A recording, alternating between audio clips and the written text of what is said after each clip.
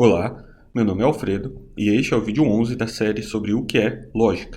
Veremos o teorema da dedução e como ele pode nos auxiliar a fazer demonstrações em lógica proposicional. Veremos também alguns outros metateoremas e, por fim, usaremos estes metateoremas para realizar uma demonstração que de outro modo ficaria muito mais complicada.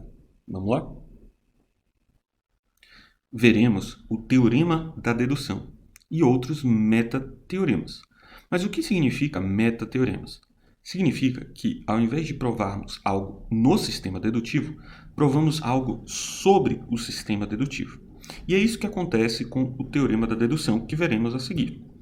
O teorema da dedução, ele diz que se beta é consequência de alfa junto com um conjunto qualquer de axiomas, que dizemos sigma, esse sigma maiúsculo, então podemos dizer que a fórmula alfa implica beta é consequência do conjunto de axiomas sigma. Isso é o que nós chamamos de raciocínio hipotético.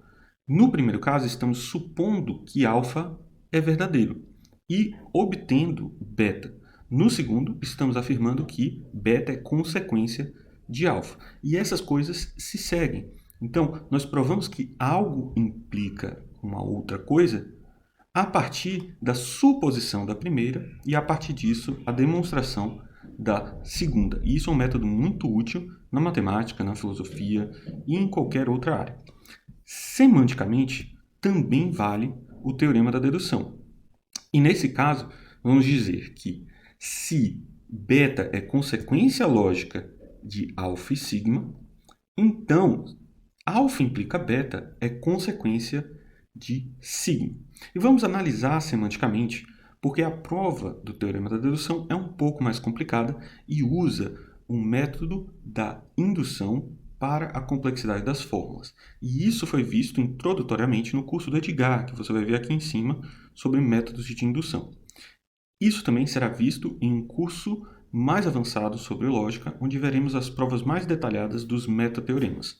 Agora, vamos analisar de modo assistemático o que acontece semanticamente para o teorema da dedução, de modo que possamos nos convencer de que ele funciona.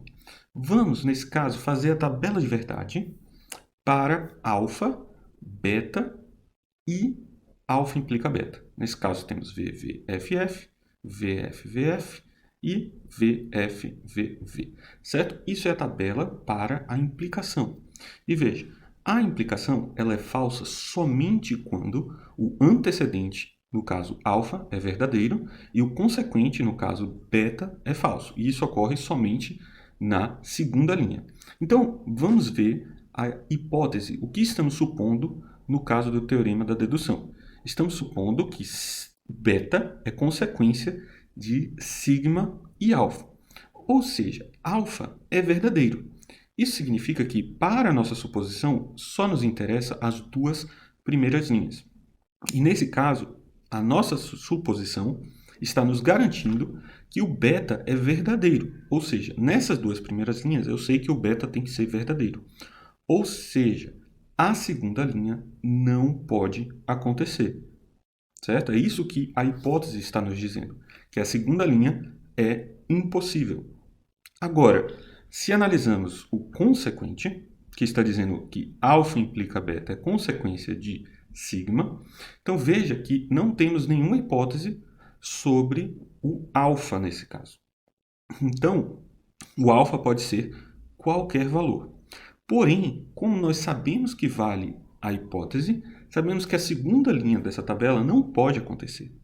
E, portanto, veja que a segunda linha é exatamente a única que daria alfa implica beta como falso. E, portanto, nós vamos ter que alfa implica beta tem que ser verdadeiro. Isso por causa da nossa suposição, certo? Isso nos garante aquilo que nós queríamos. Agora, vamos estudar como usar o teorema da dedução para simplificar algumas das nossas demonstrações. Lembra, no vídeo anterior, nós provamos a seguinte sentença, que alfa implica beta implica não beta implica não alfa, certo? Isso significa que se alfa implica beta, vale o contrário se usamos a negação nas duas formas, certo? Alfa implica beta, não beta implica não alfa, certo? Isso é a prova conversa. Vamos usar o teorema da dedução para demonstrar essa propriedade, certo? Como se trata de uma implicação, nós sabemos que podemos supor aquilo que está no antecedente, certo? Então, pelo teorema da dedução, a gente só precisa provar que se supomos alfa implica beta como um axioma, então somos capazes de provar não beta implica não alfa. Isso vai facilitar bastante a nossa vida. Veja, a fórmula alfa implica beta, ela significa, por definição, não alfa ou beta, como já vimos. E a segunda fórmula, ela significa não beta ou não alfa, também pela definição. Então perceba que o que precisamos fazer aqui é inserir a dupla negação, usar a regra da dupla negação, que nós também já provamos, certo? Então vamos inserir a dupla negação para o beta, usando a regra da dupla negação, e em seguida vamos aplicar a inversão, certo? Invertemos a fórmula, e agora nós temos exatamente aquilo que nós queríamos, que é não beta ou não alfa, que por definição é exatamente não beta implica não alfa. Pelo teorema da dedução, nós sabemos que a nossa suposição pode ser passada de um certo ponto para o outro lado como o condicional para aquilo que nós tínhamos provado. E vejam, nós provamos algo bastante mais simples, de modo bastante mais simples do que fizemos no vídeo anterior, né? Agora, vamos continuar provando um outro metateorema que também pode ser muito útil. Vai ser o modus ponens, só que agora de modo metateórico, certo? Um modus ponens mais forte, certo? O que significa isso? O que nós tínhamos até agora é que se temos alfa e temos que alfa implica beta, então concluímos beta. Mas agora vamos adicionar a isso algum sistema de axiomas. Então, se um conjunto de axiomas sigma prova alfa e sigma prova que alfa implica beta, então podemos dizer que sigma prova beta. Como que nós obtemos isso? Nós temos que pensar de um modo mais abstrato sobre o conceito de uma demonstração, de uma prova. E vamos fazer isso de modo informal. Para fazer isso com mais detalhes, é novamente necessário usarmos os métodos de indução. Nesse caso, vamos começar refazendo a prova do modus ponens como já conhecemos. Veja, nós supomos não alfa ou beta e nós colocamos alfa, certo?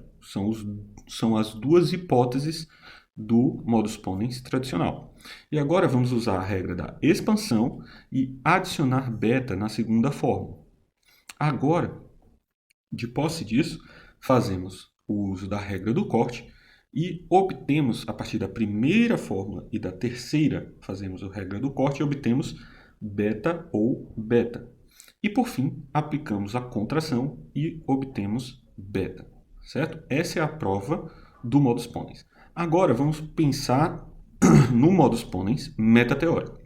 O que nós temos na hipótese do nosso modus ponens? Nós temos que existe uma prova de alfa a partir de sigma, certo? O que significa isso? Significa que tem uma sequência de fórmulas que obedecem às regras do sistema dedutivo ou adicionam fórmulas que estão em sigma ou o terceiro excluído, certo? Que era o axioma do nosso sistema dedutivo. Isso é uma sequência de fórmulas. Estamos fazendo de modo informal. Então, estamos dizendo que existe essa sequência que estamos representando a partir desses asteriscos. Agora, nós temos que essa sequência ela é tal que ou pertence a sigma ou é obtido por regras do nosso sistema dedutivo. E em seguida, nós temos uma prova de alfa implica beta a partir dos axiomas de sigma. Vamos representar a sequência dessa prova por deltas, certo? Então, nós temos uma sequência que é uma demonstração, uma prova, a partir de sigma, de que vale alfa implica beta. O que nós vamos fazer? Nós vamos usar essa representação para obter a prova que nós desejávamos. Então, vamos começar da seguinte modo. Vamos repetir a prova de alfa e vamos continuar com a prova de que alfa implica beta. Note, aqui, esse acoplamento das duas demonstrações preserva a estrutura de demonstração. Por quê? Tudo foi obtido a partir de fórmulas que acontecem anteriormente ou axiomas são adicionados. Nesse caso, o que nós vamos fazer? Agora que sabemos que isso obedece todas as regras do nosso sistema dedutivo, então vamos continuar com a prova usando a estrutura da prova do teorema original. Então, primeiro, alfa implica beta é definido, por definição, não alfa ou beta. E agora, o que nós fazemos é usamos a fórmula alfa e fazemos a expansão, exatamente como fizemos no caso da primeira prova. Aplicamos a expansão e obtemos alfa ou beta. Agora, aplicamos a regra do corte e obtemos beta ou beta. E, por fim, a contração para obter beta. Note que, nesse caso, nós obtemos exatamente uma prova de beta usando o sistema sigma, usando como axiomas sigma. Certo? Então, com isso, nós provamos mais esse metateorema. Agora, vamos ver também um método extremamente poderoso de demonstração. Esse método de demonstração é o que nós chamamos de prova por contradição. O que significa isso?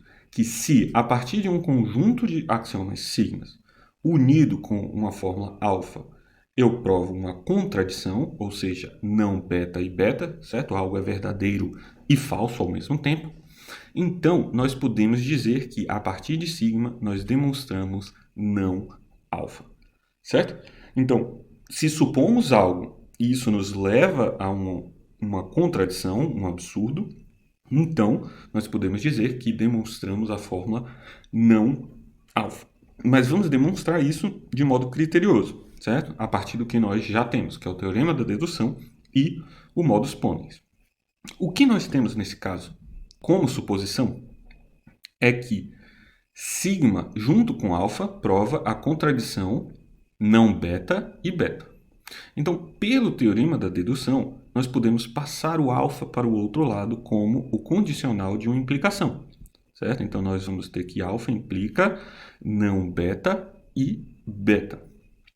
Temos também, e isso demonstramos no vídeo anterior, que vale a prova conversa, e acabamos de provar também, Ou seja, vale que se alfa implica alguma coisa, então podemos inverter e adicionar a negação. Então, no caso, nós vamos ter que, se alfa implica não beta e beta, então não beta e beta implica não alfa, certo? Se algo é demonstrado sem nenhum axioma, então se adicionamos esses axiomas, nós também vamos ter essa demonstração, certo? Basta não usar nenhum axioma do nosso conjunto sigma. Veja, agora o antecedente dessa segunda fórmula é o alfa implica não beta e beta. E veja que nós provamos, nós temos pelo teorema da dedução, alfa implica não beta e beta. Então, usando o modus ponens, que acabamos de ver, nós vamos obter que sigma demonstra o consequente da fórmula anterior, ou seja, que não beta e beta implica não alfa. Contudo, não beta e beta é exatamente o axioma do terceiro excluído. Lembra, a gente demonstrou também que vale a regra de De Morgan, E a forma como nós demonstramos, nós introduzimos a conjunção. A negação disso vai ser beta ou não beta. E isso é exatamente um axioma. Aqui nós precisaríamos demonstrar com mais detalhes que vale. Temos que aplicar a regra de De Morgan para o terceiro excluído e obteríamos isso. Então, nós temos essa prova também, certo? Embora esteja omitida. Então, também podemos adicionar sigma como pressuposto nesse caso, né? Não interfere adicionar axiomas. Então, perceba que agora nós podemos novamente usar modus ponens para obter a fórmula não alfa, certo? E, com isso, nós demonstramos a prova por contradição. Sempre que, a partir da suposição de uma proposição, nós obtemos uma contradição, então nós temos a prova de que não vale aquilo que supomos, certo? Esse é um método poderosíssimo usado na matemática, na filosofia e em qualquer outra área, certo? Provas por contradição são provas muito utilizadas para demonstrar coisas difíceis, simples, e etc. Certo? Agora, vamos usar tudo aquilo que nós obtivemos até agora para fazer a demonstração de uma regra simples. Certo? Qual que é essa regra? Que se nós provamos alfa e nós provamos beta, em ambos os casos usando os axiomas em sigma, então podemos dizer que em sigma nós demonstramos alfa e beta. Vamos fazer isso usando tudo aquilo que nós demonstramos até agora. Qual que vai ser a nossa ideia? Vamos usar a prova por contradição. Então, a nossa estratégia ela vai ser o seguinte, né? Só lembrando, antes de começarmos, que a conjunção, né, o e, ele é definido no nosso sistema formal como não alfa ou não beta. Certo? Isso tem a ver com o De Morgan novamente. Nossa estratégia vai ser a prova por contradição. Então, a partir de sigma e a negação daquilo que nós queremos provar, e perceba, nós temos não alguma coisa, né? No caso, não alfa ou não beta. Então, vamos supor a negação disso, né? Que é a dupla negação, no caso. Vai ter uma dupla negação. Então, nós temos que a negação daquilo que queremos provar é não alfa ou não beta. E digamos que isso, a partir dessa suposição, nós obtemos uma inconsistência, uma contradição. Algo como não gama ou gama. A partir disso, pela prova por contradição, nós obtemos a negação disso, que é exatamente o que nós queríamos. Certo? Então vamos estudar o que está acontecendo aqui. Nós temos uma prova a partir de sigma de alfa e nós temos também uma prova de beta. Então vamos supor que a prova deles está para cima desse alfa e beta, certo? Algo similar ao que nós fizemos no caso do modus ponens, certo? Só que aqui agora estamos omitindo o que está para cima. Agora vamos fazer o seguinte: nós temos como suposição, além do sigma, que nos garante a prova de alfa e de beta, nós temos não alfa ou não beta. Então, vamos adicionar na nossa sequência de prova também isso, ou seja, não alfa ou não beta. Agora, o que vamos fazer? Vamos aplicar a regra da expansão para a primeira fórmula, para a fórmula alfa. E vamos expandir com não beta, ou seja, vamos ter alfa ou não beta. Veja, agora nós temos duas fórmulas, certo? As fórmulas aqui de cima, vamos ter não alfa ou alguma coisa e alfa ou alguma coisa.